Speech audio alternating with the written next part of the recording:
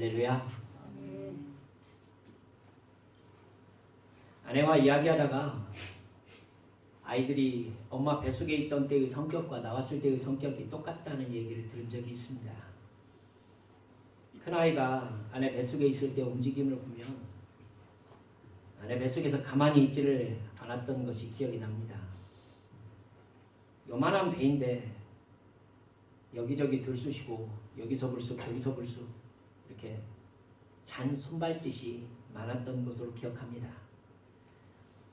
한번 움직이면 가만히 있질 않는다고 아내가 말할 만큼 쉬지 않고 뱃속을 돌아다녔습니다. 첫째는 태어나서도 온 동네를 돌아다녔습니다. 동네 거의 모든 또래들을 다 꿰고 있었고 어느 집에 누가 사는지를 다 알고 있었고 심지어 동네 슈퍼마켓 아줌마들은 첫째를 모두 다 기억하고 있었습니다. 그러더니 사람 많이 만나고 사람 때문에 웃고 사람 때문에 우는 그런 사춘기 시절을 보내더라고요. 둘째는 조용한 편이었습니다. 근데 한번 움직이면 움직임이 컸습니다. 아내 뱃속에서도 손이든 발이든 쭉 뻗어서 아내 배가 한쪽으로 한참 쏠려서 그대로 있었던 기억이 납니다. 둘째는 태어나서도 좀 조용한 편이었습니다. 근데 말썽을 부리면 크게 부렸습니다. 일을 벌이면 스케일이 좀 컸죠. 놀다가 다치기도 심하게 다치고 여행도 통 크게 다니기 시작했던 것 같습니다. 야곱은 똑같이 뱃속에서부터 유별났던 것으로 성경에 기록되어 있습니다. 아마 유난히 경쟁심이 강했던 것 같습니다. 어머니 리브가가 뱃속에서 아들 둘이 싸웠다고 그래서 리브가가 걱정이 돼가지고 하나님께 가서 이 도대체 어떻게 하면 좋으냐고 물어볼 만큼 뱃속에서 서로 어떻게 알고 싸웠을까요? 쌍둥이를 나보지 않아서 잘 모르겠습니다만 엄마 배 바깥으로 나올 때에도 야곱은 먼저 나오는 에서의 발꿈치를 잡고 나왔습니다. 야곱은 아마 본능적으로 자기가 먼저 나가야 된다는 생각을 하고 있었던 것 같습니다. 그래서 에서보다 먼저 나가려고 발꿈치를 잡았던 것이죠. 그래서 야곱의 이름이 히브리어로는 아케브, 발꿈치라는 뜻입니다. 이름 참 아무렇게나 짓죠.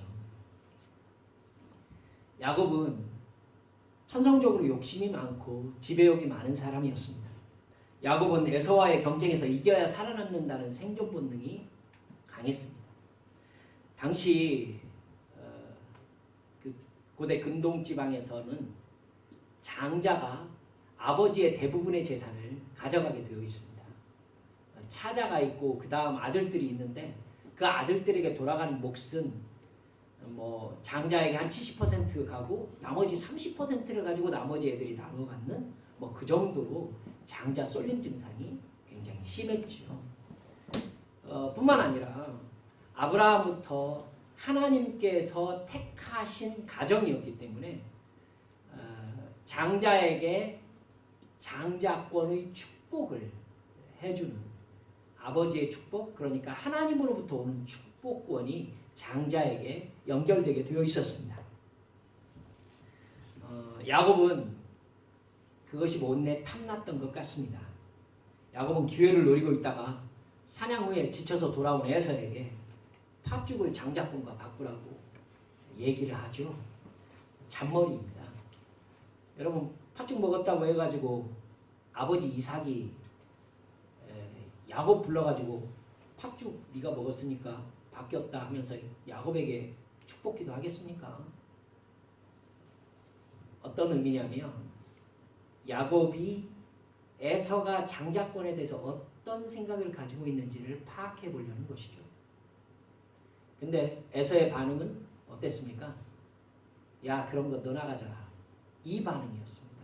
그래서 야곱은 이거 해볼 만하다라는 생각을 가지게 되었던 것 같아요. 결국 아버지가 에서에게 장자의 축복을 할 때에 어머니 리브가와 짜고 사냥에 나간 에서보다 먼저 아버지 이삭에게 들어가죠. 그때 아버지 이삭이 눈이 어두웠기 때문에 감쪽같이 야곱의 작전에 속아 넘어갑니다. 그래서 결국 야곱이 아버지 이삭으로부터 장자의 축복을 받는데 성공합니다. 물론 그 일로 에서는 야곱을 죽이려는 생각을 품을 정도로 분노합니다. 결국 야곱은 형을 피해서 리브가 오빠인 삼촌 라반의 집에서 20년 동안 살아야 되는 신세가 됩니다. 거기가 바로 밧단 아람입니다. 야곱이 삼촌 집으로 도망하는 길에서 중간에 광야에서 이렇게 잠을 자는 상황이 벌어지죠. 거기가 여러분도 잘 알고 있는 베델이라는 곳입니다. 베델. 유명한 돌베개 사건이 있었던 곳이죠. 창세기 28장 15절을 보면은 정처 없이 떠나는 야곱에게 하나님은 보호의 약속을 하십니다. 내가 너와 함께 있어 내가 어디로 가든지 너를 지키며 너를 이끌어 이 땅으로 돌아오게 할지라 내가 내게 허락한 것을 다 이루기까지 너를 떠나지 아니하리라. 여러분, 우리는 이 말씀을 통해서 야곱의 인생의 방향을 하나님이 어떻게 이끌어가고 계시는지에 대해서 정확하게 깨닫고 가셔야 합니다.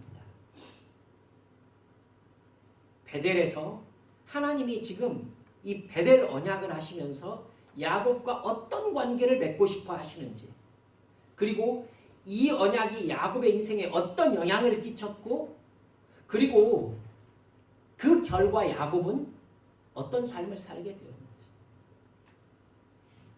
야곱은요, 지금 인생을 혼자 살아가야 된다는 좌절감과 두려움에 사로잡혀 있었습니다.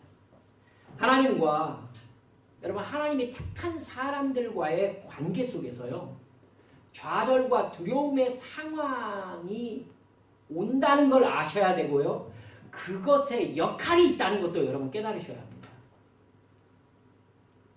이걸 단순히 하나님께 기도해서 믿음으로 제거해야 될 상황, 이렇게만 생각하시면요, 우리는 이 고난과 좌절의 상황을 잘못 해석한 것입니다.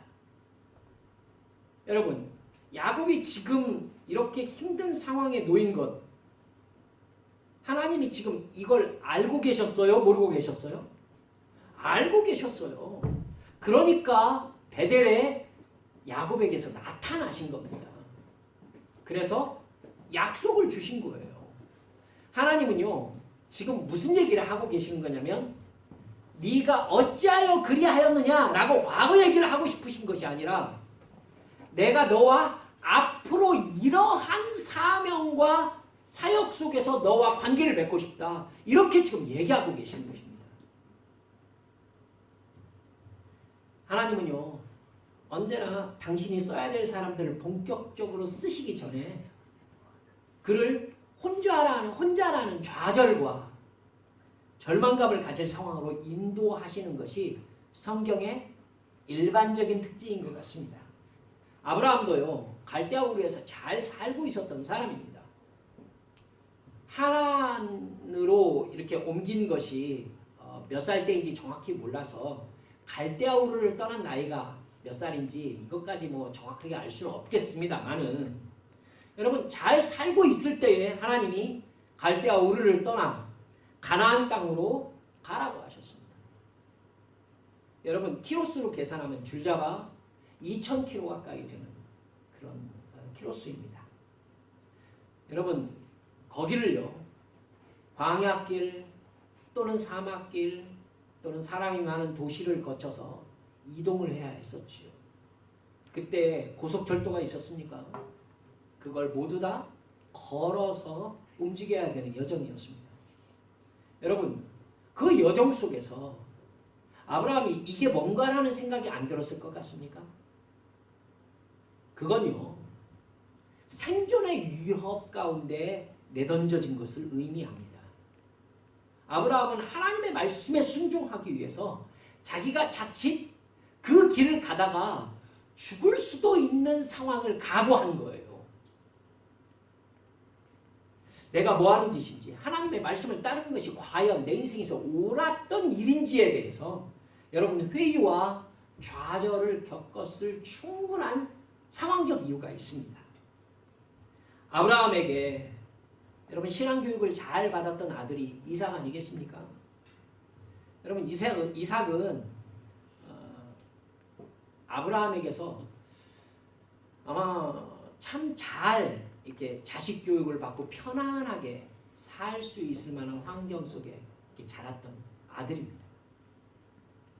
여러분 근데 하나님께서 이 이삭을 데리고 다니시면서 정처 없이 떠돌면서 블레셋 접경 지역에 살게 하셨어요.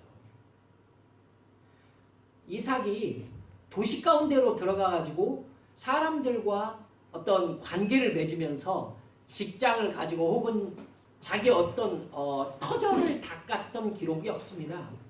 하나님은요 아브라함 때부터 이삭에 이르기까지 떠돌아다니는 장막 생활을 하게 하셨어요. 언제나 생존의 위협이 있었고 내 인생의 의미가 무엇인지 싶을 만큼 사람들과의 관계가 단절되어 있는 사람으로 살았던 것이죠. 요셉은 어떻습니까? 하나님이 꿈을 통해서 하나님의 뜻을 알리신 후로 요셉은요 형제들의 미움 속에서 이집트의 노예로 팔려갔습니다. 감옥에 갇혀서 10여 년을 살아야 했습니다. 관계의 단절 속에서 좌절과 두려움에 빠지기 딱 좋은 상황 아니겠습니까? 우리가 아는 모세와 사무엘, 다윗과 하나님의 선지자들은 거의 다 하나님께 쓰임받기 전에 또는 쓰임받는 중간에서도 자주 버려진 것 같은 홀로의 시간 속에서 좌절과 두려움의 시간을 겪었습니다. 여러분 하나님이 왜 이렇게 하시는 걸까요? 그의 인생을 통해서 하나님을 드러내시기 위해서예요. 하나님을 드러내시기 위해서. 그저 우연히 태어난 세상 사람으로 사는 것이 아니라 하나님을 믿음으로 내가 하나님과의 관계가 아니고서는 아무것도 아님을 깨닫게 하시는 시간을 가지시는 것입니다. 하나님은 자기 자신을 드러내시고 상황을 어렵게 만드셔서 오직 하나님만 바라보고 하나님만 의지하고 하나님의 말씀에 순종해야만 살 수 있는 상황으로 인도를 하시는 겁니다. 그들은 고통 속에서 하나님을 바라보는 것을 배웠고 하나님께 기도하면서 아무것도 아닌 자신을 하나님이 지켜주신다는 것을 경험했습니다. 그러면서 하나님이 무엇을 좋아하시고 무엇을 싫어하시는지 무엇이 죄인지를 깨달아 알고 하나님께 순종하는 법을 깨우쳤던 것입니다. 여러분 야곱이 바로 베델에서 그 순간에 놓여 있다는 것을 여러분 캐치하셔야 돼요. 야곱이 지금 바로 그 순간에 놓여 있는 거예요. 그때 해야 할 일이 뭐죠? 오직 하나님만 의지하면서 하나님께 기도하면서 하나님의 뜻이 무엇인지를 깨닫고 순종하는 겁니다. 지금 상황이 이렇게 가요. 야곱이 홀로예요. 그러니까 지금 해야 되는 일은 뭐냐면 오직 하나님만 믿고 오직 하나님만 바라보는 것이란 말입니다. 그래서 하나님께서 야곱의 기도를 들어주셔서 하나님이 야곱을 지켜주시고 위험에서 건져주시는 경험하면서 하나님이 누구신지를 경험해야 되는 그러한 순간에 도착해 있는 것입니다. 근데 야곱은요. 하나님이 내가 너를 이쪽으로 다시 인도해서 돌아오게 하시겠다. 이렇게 약속하시고 네가 어디를 가든지 너와 함께 있겠다. 너를 지켜주겠다. 약속하셨음에도 불구하고 자기 이익을 위해서 언제나 자기 꾀, 자기의 처세에만 의존하는 것을 볼 수 있습니다. 야곱이 여러분 성경을 쭉 읽어보세요. 삼촌 라반의 집에서 사는 20년의 세월 동안요. 그가 하나님과 어떤 관계를 맺었더라. 그가 하나님께 어떤 기도를 드렸고 하나님이 그렇게 어떻게 응답하셨다. 이런 얘기가 한마디도 안 나와요. 20년 동안. 아브라함과 이삭은요, 하나님께 제단을 쌓고 하나님과 동행하면서 하나님과 지속적인 교통을 하는 사람이었습니다. 요셉도 마찬가지죠. 감옥에 갇혀 있으나 그의 삶의 주제는 늘 하나님이었습니다. 그는 언제나 하나님을 의지했어요. 사무엘은 어떻습니까? 갓난 아이 때부터 젖대자마자 성소로 보내졌습니다. 여러분, 부모나 엘리 제사장들 사이에서는 그럴 만한 충분한 이유가 있다고 합시다. 사무엘은 뭡니까? 태어나서 엄마 이쁨을 가장 받을 즈음에 젖대고 나니까 성소로 보내져서 홀로 살아야 했습니다. 홀로. 그런데 그는 삐뚤어지지 않고 언제나 하나님과 깊은 교제 속에서 살아가는 것을 볼 수 있습니다. 다윗도요, 왕으로 기름 부음을 받고 10년이 넘는 세월 동안 좌절과 두려움 속에서 쫓기며 살았습니다. 그런데 그는 도저히 이해할 수 없는 자기의 인생을 생각하면서도 언제나 하나님께 기도하며 하나님께 여쭙고 하나님의 주신 말씀에 늘 순종하면서 몸부림치는 삶을 우리에게 보여줍니다. 근데 야곱은요, 자신이 홀로 삼촌의 집에서 사는 동안 하나님께 묻거나 하나님의 말씀을 받거나 하나님의 말씀에 순종한 기록이 나오지 않습니다. 그는 언제나 자기 욕심을 따라서 자기 꾀를 쫓아 살았습니다. 형을 속였듯이 삼촌 라반과 서로 거짓말과 인간적인 술수를 주고받으면서 그의 이름대로 남의 발꿈치를 잡으면서 살았습니다. 남의 발꿈치를 잡는다는 게 무슨 의미입니까? 여러분, 타고난 천성이 지배하고 소유하고 남보다 앞서려는 욕심이 많은 사람이라는 의미입니다. 그리고 가는 사람 발꿈치를 잡아보세요. 그 사람이 어떻게 됩니까? 다른 사람으로 넘어지게 하는 자라는 의미고, 더 나아가 다른 사람을 속이는 자라는 의미입니다. 세상 사람들과 똑같은 가치관과 생각과 말과 행동으로 하나님과 별 관계없이 사는 것입니다. 그는 자기 삶에서 하나님께 기도하면서 영으로 밝혀주시는 하나님의 뜻을 받은 적이 없다라는 생각이 들 만큼 하나님과 별로 관계없는 삶을 살았습니다. 여러분, 야곱이 그렇게 살아도요, 하나님은 야곱과 베델에서 맺으셨던 베델 언약을 지키십니다.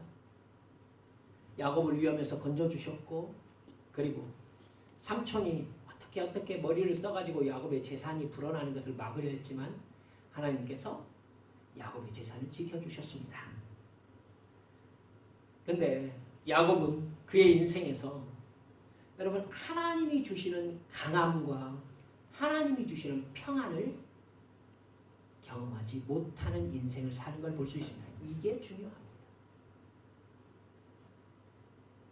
야곱은 창세기 47장 9절에서요, 이집트 파라오 앞에서 이렇게 얘기합니다. 내 나그네의 길의 세월이 130년입니다. 내 나이가 얼마 못 되니 우리 조상의 나그네 길의 연조에 미치지 못하나 험악한 세월을 보내었나이다. 이렇게 얘기합니다. 야곱이 130살에 이르러서 이집트, 그러니까 요셉이 총리 대신으로 있는 이집트에 가가지고 이 파라오를 만나는데 자기 인생을 한마디로 뭐라고 해요?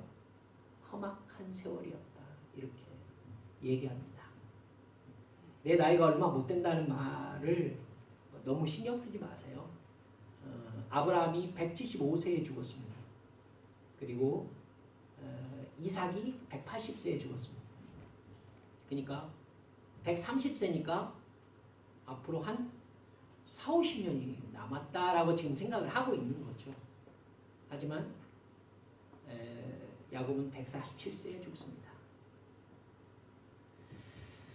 여러분, 야곱은요, 가는 곳마다 하나님의 뜻을 깨닫고 순종하지 못함으로 진짜 험악한 세월을 살았어요.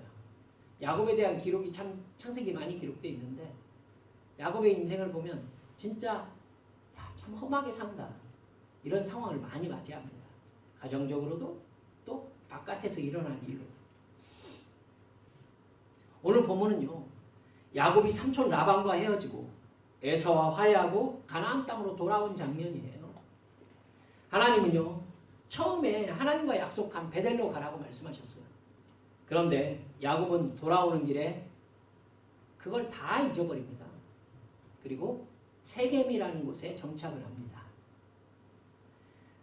여러분 그러다가 딸 디나가 세겜 추장의 아들에게 강제로 몹쓸 짓을 당하고 말지 않습니까? 그리고는 혼인을 요청받는 상황에 놓이게 됩니다. 야곱의 아들들이 완전히 분노하죠. 그래서 세겜의 추장 가족들을 만나가지고 좋다, 결혼을 하자. 그런데 우리는 하나님을 섬기는 집안이다. 그러므로 너희들이 할례를 받지 않으면 우리는 혼인하지 않겠다. 세겜 모든 사람들에게 남자들이 할례를 받도록 하라. 이렇게 합니다. 진짜 혼인하려고 그랬었어요? 아니, 거짓말이었어요. 거짓말이었어요. 여러분 지금의 그 포경수술 아니겠습니까? 그러면 남자가 한 사흘 동안 꼼짝도 못합니다. 여러분 그 할례 의식이 끝난 다음에 야곱의 아들 시므온과 레위가 칼을 차고 들어가지고 세겜성의 남자들을 모두 다 학살합니다. 그리고 세겜성을 약탈하죠. 그 일로 인해서 야곱이 엄청나게 두려움에 사로잡히는 상황이 벌어집니다. 여러분 세겜성과 동맹관계에 있었던 주변 성들이 야곱 가족 추격해서 죽여버리기로 할 것 같으면 순식간에 끝나버리는 상황이 벌어진 것입니다.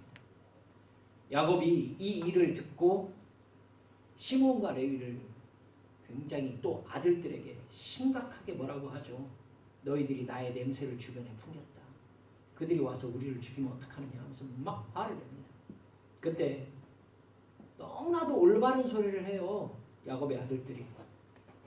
그가 우리 누이를 창녀같이 대하는 것이 마땅합니까? 야곱이 아무 말도 못합니다.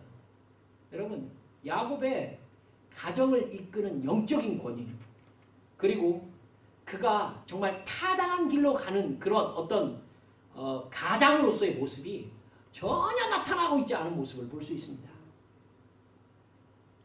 하나님의 도우심이 없었으면 야곱 가족은 거기서 몰살당했을 것입니다. 하나님께서 그때 야곱에게 나타나셔서 너 베델로 간다고 했지 않느냐. 너와 맨 처음 만났던 그 베델로 올라가라. 그렇게 얘기하자 야곱이 그제서야 깨닫습니다. 내가 여기에서 이 상황을 겪는 까닭이 그것이었구나 라고 깨달아요. 그래서 창세기 35장 2절에 보면은 이렇게 나옵니다. 야곱이 이에 자기 집안 사람과 자기와 함께한 모든 자에게 이르되 너희 중에 있는 이방 신상들을 버리고 자신을 정결하게 하고 너희들의 의복을 바꿔 입으라. 저는요 이 부분을 읽을 때마다 야곱 이 사람 참 그렇다는 생각이 듭니다. 야곱의 가정에 지금 심지어 뭐가 있어요? 여러분 이방 신상들이 있어요. 이방 신상. 이방 신상이 단수가 아니고 복수예요. 이방 신상들을 가지고 있었어요. 야곱은요 그저 자기가 잘 사는 데에만 관심이 있는 거죠. 그것만 된다면 자기 집안에 우상 숭배가 이루어지고 있어도 별로 관계를 하지 않았던 것입니다.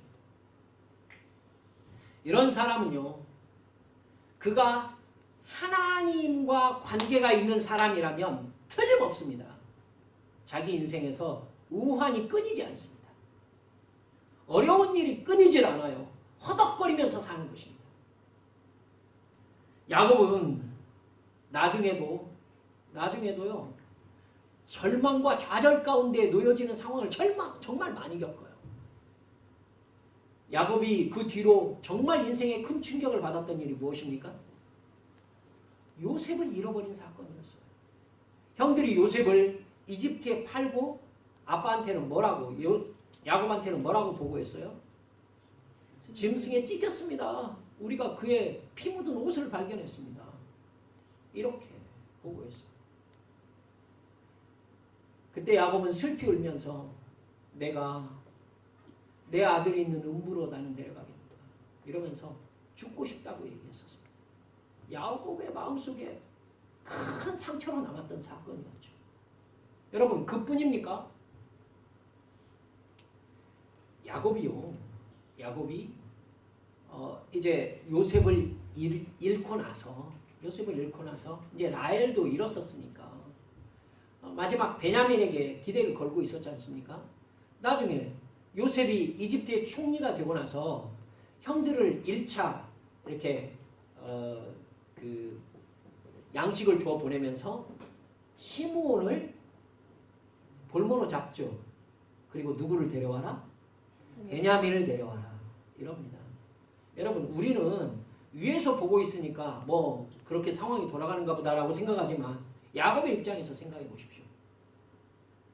요셉을 잃었더니 이제 이집트에서 양식을 준다면서 자기가 가장 의지하고 사랑하는 이제 베냐민까지도 내놓으라고 하는 상황이잖아요. 그래서 베냐민을 보내면서 야곱이 뭐라고 하느냐면 베냐민을 잃으면 이르리로다. 이러면서 베냐민을 요셉에게 보내는 걸 볼 수 있습니다. 즉 요셉을 만나기까지요. 야곱은 정말 일마다 때마다 절망하고 슬퍼하고 고통스러워하는 일들이 너무나 많았던 사람인 거예요. 그는 인생 끝까지 하나님과의 관계 속에서 하나님이 하나님의 사람에게 베풀어 주시는 강함과 평안함을 경험하지 못하고 사는 걸 볼 수 있습니다. 왜입니까? 좌절과 두려움의 상황에서 하나님께 기도하며 하나님의 말씀을 듣고 순종함으로 하나님의 사람으로 훈련되어야 했었어요. 그런데 그는 자기 꾀와 거짓말로 상황을 모면하려는 태도로 살았기 때문이었습니다. 하나님은 야곱을 사랑하셨는데 하나님은 야곱에게 끝내 사랑받지 못하셨습니다. 야곱이 하나님을 믿고 의지하는 믿음의 그릇이 너무나 작고 그 그릇을 심지어 가지지 못하자 하나님은 야곱에게 하나님의 사랑을 나타낼 방법이 없었어요. 야곱은 하나님께서 자기 재산을 지켜주셨음에도 불구하고 자기가 열심히 일해서 자기가 재산을 가지게 된 것으로 생각하는 걸 성경에서 볼 수 있어요. 야곱은 끝내 하나님의 강함과 평안을 경험하지 못하고 고생만 하다가 인생을 마쳤습니다. 그의 인생 말년이 가까운 오늘 본문에 보면은 베들로 돌아오고 하나님이 야곱에게 나타나셔서 내가 너에게 복을 주시겠다 이러시면서 다른 사람의 뒤꿈치를 잡는 야곱이 아니라 하나님과 싸워 이기는 이스라엘이라는 이름으로 내가 너를 부르겠다 하시면서 복을 주시는 걸 볼 수 있습니다. 저는 야곱이 밉지 않아요. 하나님이 야곱을 향해서 이렇게 사랑하시고 나타나셔서 힘을 주시고 하는 모습을 보면 꼭 저를 대하시는 하나님의 모습 같아 보입니다. 너의 인생은 하나님과의 관계에서만이 의미를 가질 수 있다. 이렇게 지금 하나님이 말씀하시는 거잖아요.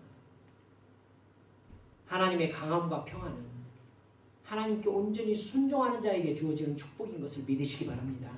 우리 삶은 어떻습니까? 여러 번 말씀드렸듯이 사탄은요. 나를 구원하신 예수님을 섬기면서 주님의 말씀에 순종하며 살라는 그렇게 살고 싶어하는 그렇게 살려고 노력하는 우리에게요. 그렇게 하면 이 세상에서 못 산다고 얘기해요. 그렇게 이 세상에서 살 수 있을 것 같아? 술도 맘 놓고 마시면서 때로는 분위기에 휩쓸려서 다른 사람 험담도 할 때가 있어야 되는 거고 함께 욕하고 때로는 비굴하게 거짓말도 하면서 아부도 떨어야 되고 내 이익을 위해서 거짓말도 하면서 상황에 따라 이리저리 머리 쓰면서 살아야 이 세상에서 살아낼 수 있다고. 여러분 다 그렇게 생각하잖아요. 세상 즐거움도 적당히 누리면서 사람들과 어울리라고 얘기하죠. 근데 주님은 원수를 갚지 말아라. 정직해라. 이웃을 사랑해라. 어떤 상황에서도 하나님과의 사랑의 관계를 최우선순위에 두고 살아라. 하나님께서 어떤 뜻을 가지고 계신지를 살펴라. 그리고 하나님께 순종하는 삶을 살아라. 하나님만을 예배해라. 돈이 네 인생의 목적이 아니다. 하나님이 자꾸 이렇게 말씀하시죠. 하나님은 그 갈등 속에서 우리에게 뭐라고 말씀하고 계시는 거냐면 네가 정말로 나를 사랑하느냐? 묻고 계시는 거예요. 어떤 상황에서도 순종의 약속을 지키겠느냐? 이렇게 묻고 계시는 거예요. 여러분, 야곱이 베델로 가는 발걸음 속에서 무엇을 결단해야 했는지 한번 생각해 보셔요. 나는 너를 버리지 않을 거야. 너 어떤 상황 속에서도 나와의 사랑의 관계를 놓지 말아라. 근데 현실은요. 너무 힘들고 어려운 거죠. 여기에 우리의 믿음의 갈등이 있는 것입니다. 그때 진짜 믿음이 드러나는 것이죠. 때로 고아가 된 것 같은 좌절과 두려움이 찾아올 때 내가 이렇게 살아야 될 필요가 있는가 이러면서 믿음의 길을 포기하는 사람이 있습니다. 야곱이 그랬던 것이죠. 약삭빠르게 머리 쓰면서 세상 사람으로 산 것입니다. 그러자 그의 인생은요 평생을 약자가 되어서 다른 사람 눈치 보며 사는 사람이 되는 것을 볼 수 있습니다. 그의 인생에서 하나님이 어떤 분이신지를 경험하고 나타낼 기회가 없었어요. 그러나 여러분 바로 그런 좌절과 두려움의 순간에 나의 정체성을 올바로 지키면서 하나님을 더욱더 의지하고 믿음 따라 하나님의 말씀에 순종하는 사람이 또 있습니다. 그런 사람은 반드시 그 테스트가 끝난 다음에 하나님의 강함과 평안을 경험하게 되어 있다고 성경이 얘기하고 있습니다. 아브라함이 뭐라고 합니까? 하나님만 바라보면서 믿음을 지키고 순종의 삶을 살아내자. 여러분 하나님은 아브라함에게 단기간에 강함과 부함을 가지게 하셨습니다. 성경은 너무나 아무렇지도 않게 우리 시험 들게 아브라함이 금과 은이 풍부하였다 이렇게 얘기합니다. 창세기 14장 14절에 보면요 자기 조카 롯이 소돔에 살았거든요. 근데 그때 소돔 왕을 중심으로 한 5 왕과 그돌라오멜이라는 왕을 중심으로 한 4왕 사이에 전쟁이 벌어집니다. 그때 소돔이 패해요. 소돔 왕이 패합니다. 그래가지고 소돔 사람들이 모두 다 포로로 끌려가는 상황이 벌어집니다. 즉 그 포로 속에 누구도 있었다는 얘기죠. 롯도 끌려간 것입니다. 이 소식을 들은 아브라함이 어떻게 합니까? 자기 집에서 길리운 군사, 자기 집에서 군사가 있었어요. 자기 개인 군사가 318명이었습니다. 318명을 자기 개인 군사로 거느리고 있었어요. 아브라함. 이 사람들을 거느리고요. 그돌라오멜을 추격합니다. 그돌라오멜은요. 당시 아브라함 시대에 가나안 땅에서 가장 강력한 군사력을 가지고 있는 왕이었어요. 근데 아브라함이 하나님께 여쭈었다 이런 얘기가 전혀 없어요. 그냥 그 군사들 데리고 가가지고는 그들을 추격해가지고 전쟁에서 이깁니다. 그래가지고 롯을 구했을 뿐만 아니라 그들이 빼앗아갔던 모든 재물을 다시 찾아왔다. 성경에 이렇게 나오고 있습니다. 여러분 아브라함이 맨 처음에 가나안 땅에 도착했을 때 어떤 모습을 보였어요? 기근이 딱 생기니까 어디로 가죠? 이집트로 갑니다. 그래서 파라오가 부인 사라를 데려가는 걸 볼 수 있어요. 여러분 그때 아브라함이 자기가 죽을 것 같으니까 잘못하면 자기가 죽을 것 같으니까 사라에게 뭐라고 그래요? 다른 사람한테 나를 오빠라고 얘기해라. 이렇게 얘기합니다. 그러니까 아브라함이 지금 두려움과 좌절에 사로잡혀 있는 걸 볼 수 있어요. 지금 자기가 사라의 미모 때문에 죽을 수 있다라는 두려움이 있는 거죠. 사라 보고 당신이 나를 오빠라고 해주면 내가 당신 때문에 죽는 일이 없지 않겠는가. 여러분, 그 얘기는 지금 자기 아내를 파라오가 데려갈 수 있는 상황을 예상을 했다는 얘기예요? 예상 못했다는 얘기예요? 예상했다는 얘기잖아요. 그렇죠? 그럼 아브라함은 지금 너무나도 작고 너무나 소심한 마음으로 두려움과 좌절에 사로잡혀 있었던 때가 바로 이집트에 내려갔을 때였다는 것을 볼 수 있습니다. 여러분, 그때의 아브라함과 지금 그돌라오메를 추격하는 아브라함이 같은 아브라함입니까? 아니죠. 아닙니다. 여러분. 아닙니다.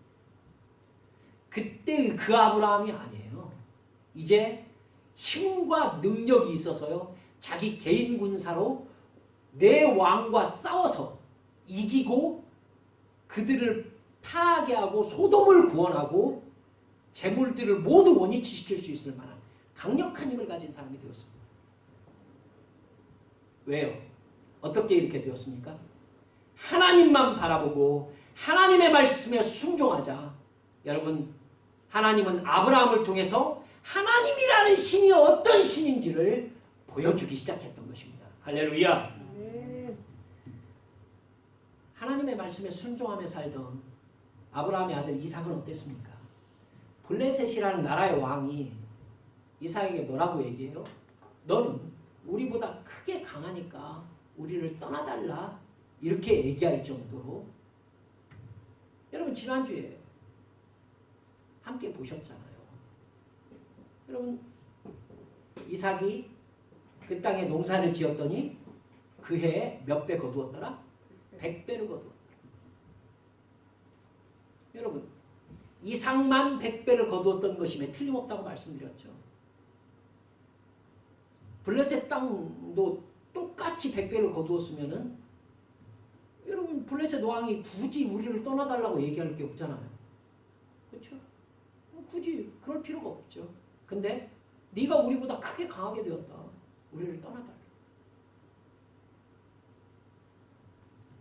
나중에 이 블레셋 왕이 아비멜렉이라고 하죠. 이삭에게 와가지고 서로 우리 침범하지 말자라고 화친 조약을 맺자고 합니다. 사랑하는 여러분들, 아브라함과 이삭이 하나님과 동행하며 그 말씀에 순종하는 고독의 시간, 좌절과 절망의 시간을 하나님과 동행하며 보내었더니 하나님께서 그들의 인생을 통해서 하나님이라는 신이 어떤 신인지를 드러내는 도구로 삼고 있는 것을 여러분 발견해내시기를 바랍니다. 야곱은요, 할아버지 아브라함과 아버지 이삭이 이렇게 하나님이라는 신의 강함을 드러냈는데 야곱은 그저 자기 가정 문제로 쩔쩔매는 인생을 살아가는 걸 볼 수 있습니다. 하나님의 강함은요, 야곱을 건너뛰어서 오히려 요셉이 이집트의 총리가 되므로 더 확실하게 증거됩니다. 야곱의 인생 전체를 통해서 하나님의 강함과 하나님께서 보여주시는 평안을 경험하지 못하는 것을 볼 수 있어요. 우리 인생도 마찬가지입니다. 믿음은 세상의 가치에 우리의 정체성을 팔지 않는 강함입니다. 다시 말씀드립니다.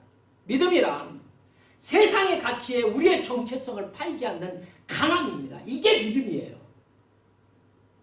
우리에게 좌절과 두려움의 시간을 허락하셔서 우리의 믿음을 시험하실 때에 비굴하게 세상 사람들에게 미움받지 않으려고, 나의 이익 손해보지 않으려고 세상의 강함에 아부하고 어쩌겠어, 어쩔 수 없지 이러면서 살면 안 되는 거예요.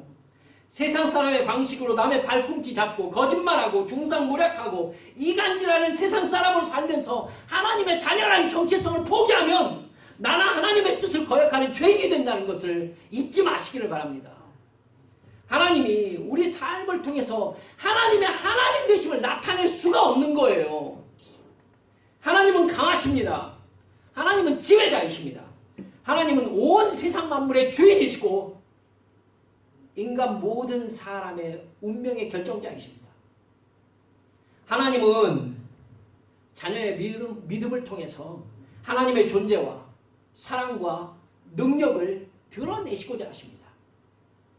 그래야 사람들이 하나님이라는 신의 존재를 감지해서 그가 구원자라고 여기게 될 거 아니겠습니까?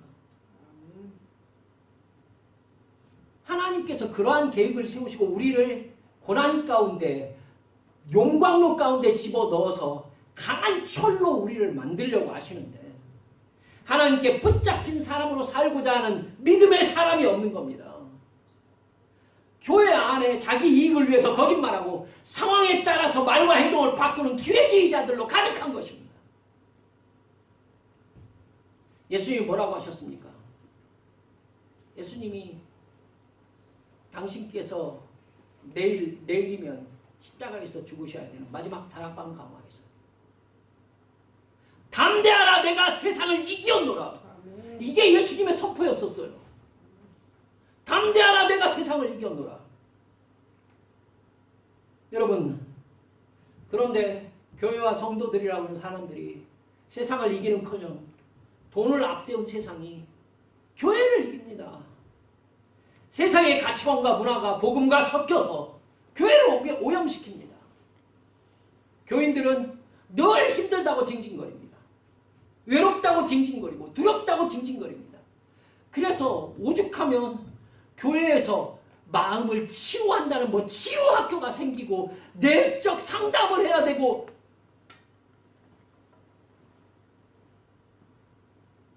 제가 신학을 공부하는 7년 동안에 거의 부전공으로 제가 심리학과 상담학을 연구했습니다.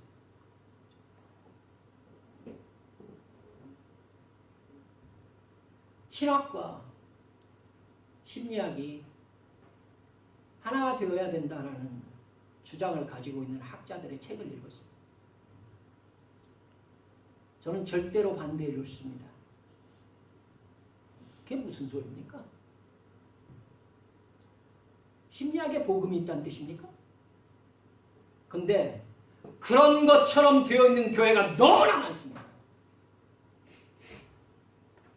교회를 치유받으러 옵니까? 그러니까 성도들이 교회 와가지고 계속 뭐라고 하냐면 진리가 이래서 힘들고 저래서 힘들고 이래서 못 살겠고 저래서 못 살겠고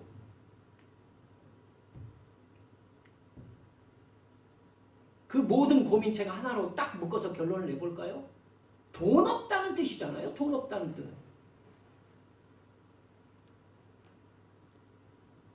죽기를 각오하고 하나님의 뜻대로 살기를 작정하면서 나의 궁극적인 목적은 여기에서 행복하게 사는 게 아니라 그 나라의 영광이다. 이러면서 믿음의 길을 작정하고 가기만 하면 절대 못 견딜 일이 아닌데. 그런데 여기서는 이것을 못 놓아서 징징거리고 저기서는 저것을 못 놓고 징징거립니다. 전능한 창조주이시고 예수님의 십자가 대속의 죽음으로 우리를 구원하신 하나님 아버지의 얼굴에 죄송합니다. 똥칠을 하면서 사는 거예요.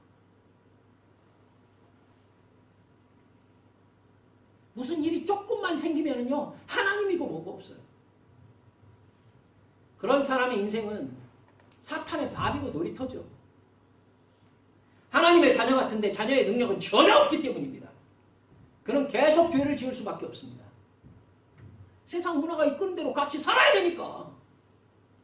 그 죄를 통해서 활동하는 귀신의 영향력 아래서 병과 실패와 고통 속에 씨름하면서 하나님께 나아갈 틈을 주지 않는 마귀의 노예로 살아가게 되는 것입니다.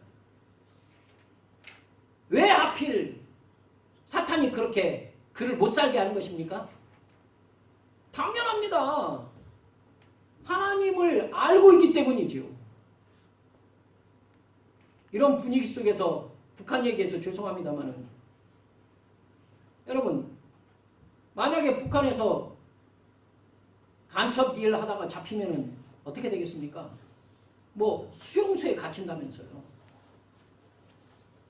여러분 우리가 마귀라면 하나님의 능력을 맛보고 그 나라를 소망하는 그러한 믿음의 분위기에 있었던 사람을 가만히 두겠습니까?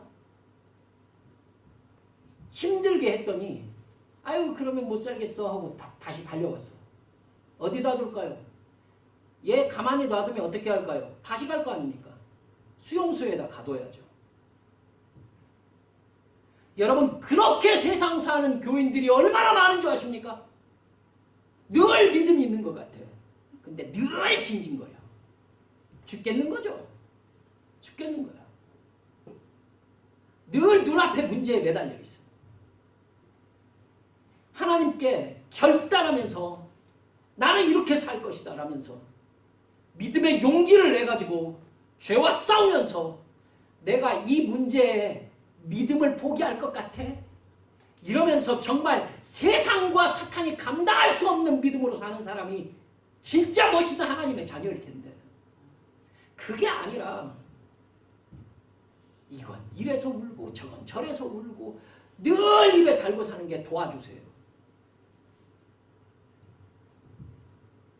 그렇게 인생 끝까지 살아서 결국 하는 말이 참 험악하게 살았습니다.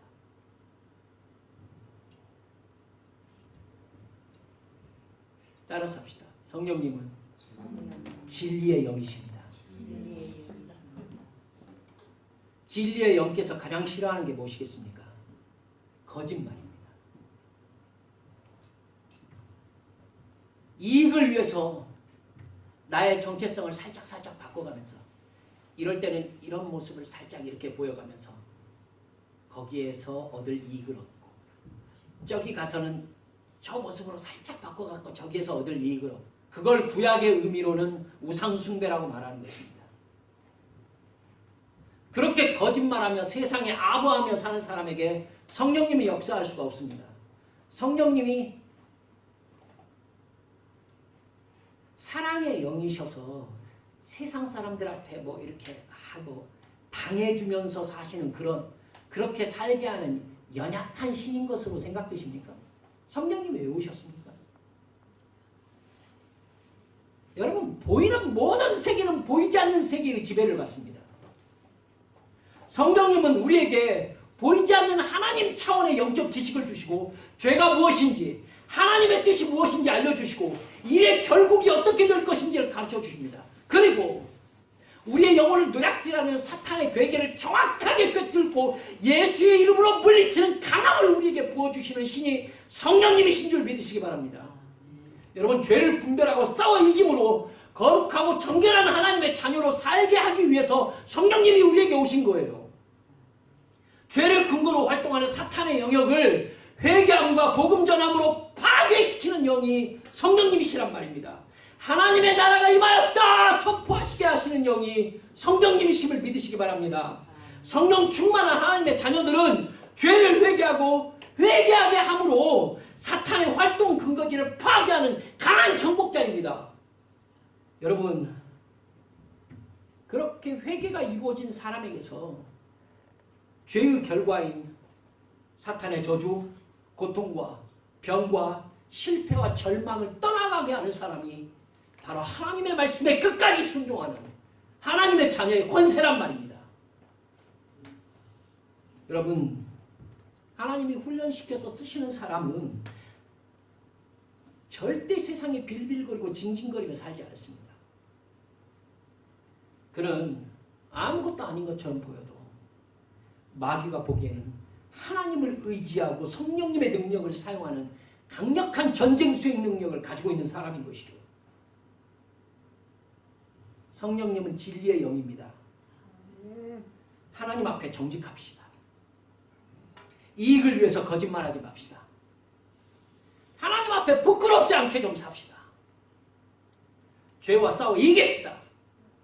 기도함으로 영적인 감각을 예민하게 유지하고 있어야 됩니다. 죄를 회개하고, 여러분, 죄짓게 함으로 우리를 불행에 빠뜨리는 마귀를 회개로서 대적할 수 있어야 됩니다. 마귀를 대적하라. 그리하면 너희를 피하리라. 야고보가 우리에게 강력하게 말씀하신 말씀 아닙니까?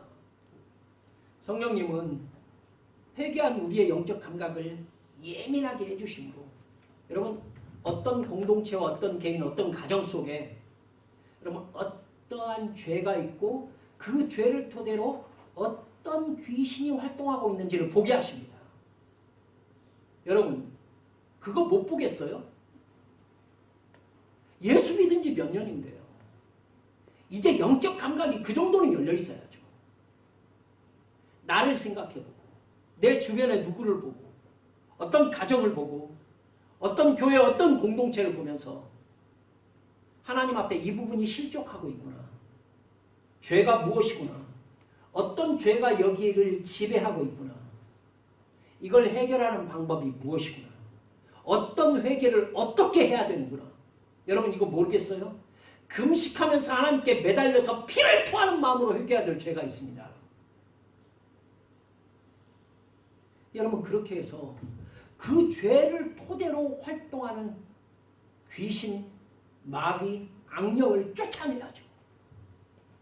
그래야 그 귀신이 나타냈던 병과 실패와 절망이 떠나갈 것 아닙니까? 여러분 예수 믿는 사람은요 이 부분에 대한 감각이 예민하게 발달할 수밖에 없는 사람이에요. 왜? 성령님이 그걸 해주시려고 오셨으니까. 말씀을 마칩니다. 주의 영이 계신 곳에는 뭐가 있느니라? 자유함이. 주의 영이 계신 곳에 자유함이 있습니다. 성령의 말씀을 듣고 그 말씀에 순종하며 예수 그리스도의 뒤를 따라가는 삶에 자유함이 있습니다. 사탄이 틈타지 못한다는 의미입니다. 마귀의 저주가 그 사람을 지배하지 못한다는 의미입니다. 나는 그 용서와 자유를 근거로 예수 이름으로 사탄의 악한 저주를 내가 저주에서 쫓아내는 능력이 나와 함께 한다는 것을 믿으시기 바랍니다. 그래서 죄로 인해서 고통과 억압과 슬픔에 잡혀있는 사람을 해방하는 사역을 감당하는 것이 우리 믿음의 사람의 사명이라는 것을 믿으시기 바랍니다. 이게 우리 한빛교회의 사명인 것을 믿으시기 바랍니다.